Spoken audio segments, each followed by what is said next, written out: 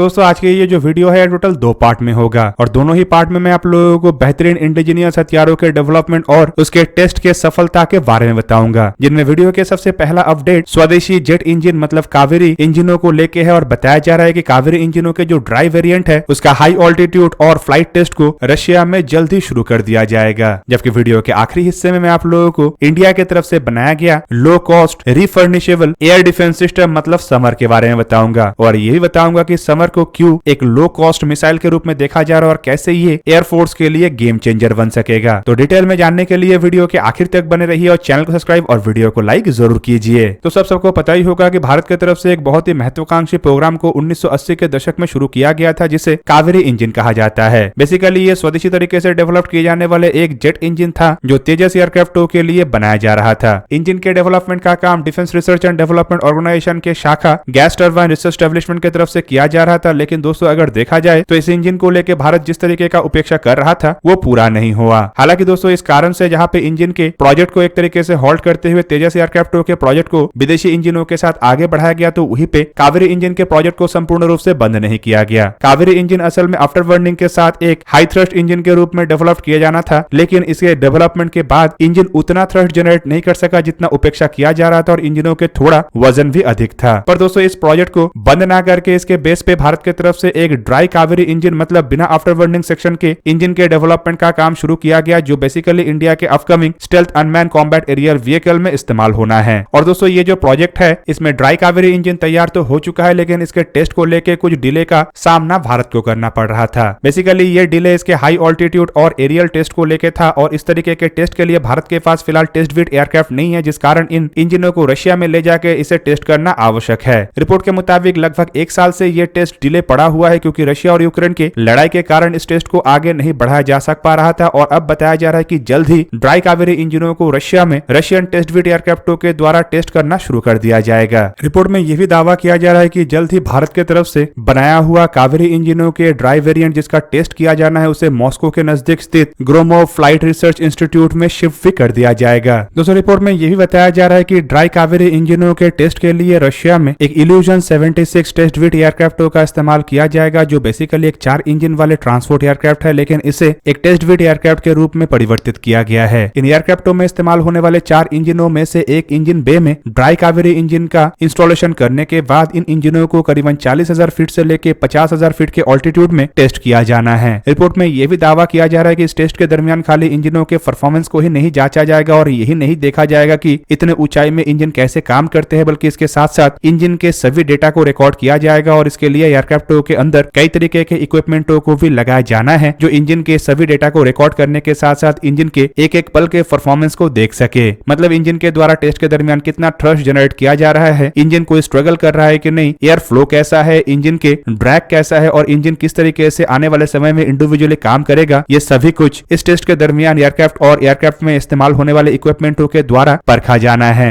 हालांकि दोस्तों कुछ दिन पहले ऐसे भी खबर आया था कि गैस टरबाइन रिसर्च एस्टेब्लिशमेंट की तरफ से ड्राई कावेरी इंजनों के जो सभी टेस्ट है वो साल 2024-25 तक समाप्त करने का इरादा रखा जा रहा है, जबकि इसके बाद साल 2025-26 तक इंजनों के एक लिमिटेड सीरीज प्रोडक्शन का भी इरादा रखा जा रहा है। हालांकि अब टेस्ट को लेकर जो डिले हुआ है या फिर कहे तो रशिया और यूक्रेन के लड़ाई के कारण भारत को जो डिले का सामना करना पड़ा है उससे संभावित ये जो टाइमलाइन है ये थोड़ा और आगे शिफ्ट हो सकता है, मतलब 1 साल और डिले हो सकता है। जबकि दूसरी तरफ प्रयास चलाया जा रहा है कि डिले ना करके इंजनों के डेवलपमेंट के काम को और टेस्ट के काम को संपूर्ण तरीके से जल्द समाप्त किया जा सके ताकि इन इंजनों के बेस पे और एक बेहतरीन रिसर्च काम को भी अंजाम दिया जा सके। दोस्तों ये जो ड्राई कावेरी इंजन है ये बिना आफ्टर बर्निंग के सहारे करीबन 46 किलोन्यूटन तक थ्रस्ट जनरेट कर सकता है और बताया जा रहा है कि ड्राई कावेरी इंजनों के इस्तेमाल के लिए एक आफ्टर बर्निंग सेक्शन का भी डेवलपमेंट किया जा रहा है जो संभावित ड्राई कावेरी इंजनों के सफलतापूर्वक टेस्ट के बाद टेस्ट करना शुरू किया जाए। बेसिकली ये जो आफ्टर बर्नर सेक्शन है इसे research and development purpose develop किया जा रहा है ताकि इसे एलसीए तेजस एयरक्राफ्टों के प्रोटोटाइप में एज ए रिसर्च प्रोडक्ट इस्तेमाल किया जा सके। हालांकि दोस्तों इसके बारे में ज्यादा कुछ जानकारी नहीं है, लेकिन बताया जा रहा है कि अगर 46 किलोन्यूटन थ्रस्ट वाले इंजनों में एक आफ्टर बर्नर सेक्शन का इस्तेमाल किया जाए तो ये कम से कम 80 किलोन्यूटन से 85 किलोन्यूटन तक थ्रस्ट जनरेट कर सकेगा। दोस्तों अब चलिए जानते हैं वीडियो का सेकंड और आखिरी हिस्सा मतलब समर एयर डिफेंस सिस्टम के बारे में। दोस्तों डिफेंस 2022 एग्जीबिशन के दरमियान समर एयर डिफेंस सिस्टम के नाम से एक low cost refurbishable air defence system को दुनिया के सामने लाया गया। बेसिकली दोस्तों ये कुछ और नहीं बल्कि एक ऐसा एयर डिफेंस सिस्टम है जो Russian supplied air to air missile जैसे जिससे कि R-27, R-73 और RVVER मतलब R-77 मिसाइलों को रिफर्निश करके एयर डिफेंस सिस्टम में परिवर्तित किया गया है। रिपोर्ट में बताया जा रहा है कि इस काम को असल में इंडियन एयरफोर्स के 7वां बेस रिपेयर डिपो के तरफ से अंजाम दिया गया है और इसे समर नाम देके एक ऐसे एयर डिफेंस सिस्टम को बनाया गया है जो बेसिकली काफी कम कॉस्ट में मतलब लो कॉस्ट में एयर डिफेंस के जरूरतों को पूरा कर सकेगा। दोस्तों इस रिफर्निशिंग के काम के बाद 7वां बेस रिपेयर डिपो अब ऐसे कैपेबिलिटी हासिल कर चुका है जिससे कि gyro stabilised coordinator assembly, electronic circuit और क्लाइस्ट्रॉन जैसे सिस्टमों को रिफर्निश किया जा सके, जिससे कि ये जो एयर टू एयर मिसाइल है इसके लाइफ भी बढ़ गया है। और बताया जा रहा है कि अब इस तरीके के रिफर्निशिंग के काम के बाद इन मिसाइलों को और लंबे समय तक इस्तेमाल किया जा सकेगा और एक तरीके से सरफेस टू एयर मिसाइल में भी इसे कन्वर्ट किया जा सकेगा। दोस्तों बेसिकली रशिया की तरफ से सप्लाई किया गया ऐसे एयर टू एयर मिसाइलों को इसीलिए सरफेस टू एयर मिसाइल में कन्वर्ट किया जा रहा है क्योंकि ये जो मिसाइल है इसका काफी कम फ्लाइट सेल्फ लाइफ है। मतलब इन मिसाइलों को अगर एयर टू एयर मिसाइल के रूप में इस्तेमाल किया जाना है तो ये काफी कम समय तक ही इस्तेमाल हो सकता है, जबकि इसके अलावा इस मिसाइलों के कुछ मेल फंक्शनिंग का रिस्क भी है जो कि पायलट के सेफ्टी के ऊपर भी सवाल बनाता है। बेसिकली फ्लाइट के दरमियान अगर ये मिसाइल दागा जाता है तो कई बार ये मिसाइल मेल फंक्शन कर चुका है और अगर मिसाइल इजेक्शन रैक से इजेक्ट नहीं होता है तो ये संपूर्ण एयरक्राफ्ट को ही रिस्क में डाल सकता है। हालांकि मिसाइलों के रिफर्निशिंग के बाद बताया जा रहा है कि इनमें से ज्यादातर प्रॉब्लमों को सॉल्व कर लिया गया है और अब इस तरीके के मिसाइल में वैसा कोई प्रॉब्लम नहीं है और इन मिसाइलों को एक low cost surface to air missile के रूप में इस्तेमाल किया जा सकता है। दोस्तों इसे low cost surface to air missile इसीलिए कहा जा रहा है क्योंकि ऑलरेडी ये एग्जिस्ट है और अगर इसे सरफेस टू एयर मिसाइल में बदला नहीं जाता है तो ये एयर टू एयर मिसाइल के रूप में भी इस्तेमाल नहीं हो सकता है और कुल मिला के अगर देखा जाए तो ऐसे में इन मिसाइलों को संपूर्ण रूप से डिसमेंटल करना पड़ेगा। रिपोर्ट में यह भी दावा किया जा रहा है कि इंडियन एयरफोर्स फिलहाल अपने बेड़े के एग्जिस्टिंग ऐसे एयर टू एयर मिसाइलों को low cost surface to air missile में परिवर्तित करने में भी इंटरेस्टेड है और इसका काम 7th बेस रिपेयर डिपो के साथ साथ 11 बेस रिपेयर डिपो और कुछ प्राइवेट कंपनियों के द्वारा किया जाएगा। हालांकि अगर देखा जाए तो इंडियन एयरफोर्स के बेड़े में जो एयर टू एयर मिसाइल है उसे अब स्वदेशी मिसाइलों से परिवर्तित किया जा रहा है जिससे कि रशियन सप्लाइड ये जो काफी रिस्की या फिर कहे तो कम समय तक इस्तेमाल होने वाले एयर टू एयर मिसाइल है वो तो बदलेगा ही, साथ में ऐसे मिसाइलों को low cost air defence system में भी परिवर्तित किया जा सकेगा और दोस्तों इससे एक तरीके से ये जो मिसाइल रशिया से भारत द्वारा खरीदा गया है इसका बर्बादी भी नहीं होगा। रिपोर्ट में यह भी बताया जा रहा है कि समर एयर डिफेंस सिस्टम को कई बार अब तक टेस्ट किया जा चुका है और टेस्ट के दरमियान इन मिसाइलों को Russian air to air configuration में और सरफेस टू एयर कॉन्फ़िगरेशन में भी टेस्ट किया जा चुका है और इस टेस्ट के दरमियान मिसाइल लो फ्लाइंग स्लो टारगेटों के खिलाफ एक बेहतरीन और इफेक्टिव सॉल्यूशन के रूप में भी काम किया है। बेसिकली दोस्तों ऐसे टेस्ट के बाद इस तरीके के मिसाइलों को माना जा रहा है कि आने वाले समय में एयरफोर्स के बेड़े में शामिल किया जाए और एक तरीके से कॉस्ट एफिशिएंट सॉल्यूशन के रूप में पॉइंट एयर डिफेंस के तहत इसका इस्तेमाल किया जाए। हालांकि अगर देखा जाए तो दुनिया में ये कोई पहला ऐसा घटना नहीं है जहां पे एयर टू एयर मिसाइल को सरफेस टू एयर मिसाइल में बदला जा रहा हो। इजरायली स्पाइडर सैम को ही देख ले जो कि इंडियन एयरफोर्स के बेड़े में भी इस्तेमाल हो रहा है। बेसिकली ये कुछ और नहीं बल्कि पाइथन मिसाइलों के ही एक सरफेस टू एयर वेरिएंट है और पाइथन मिसाइल असल में एयर टू एयर मिसाइल है, जबकि अमेरिका के नासाम 2 सिस्टम या नासाम सिस्टमों को देखा जाए तो ये जनरली एक सरफेस टू एयर मिसाइल और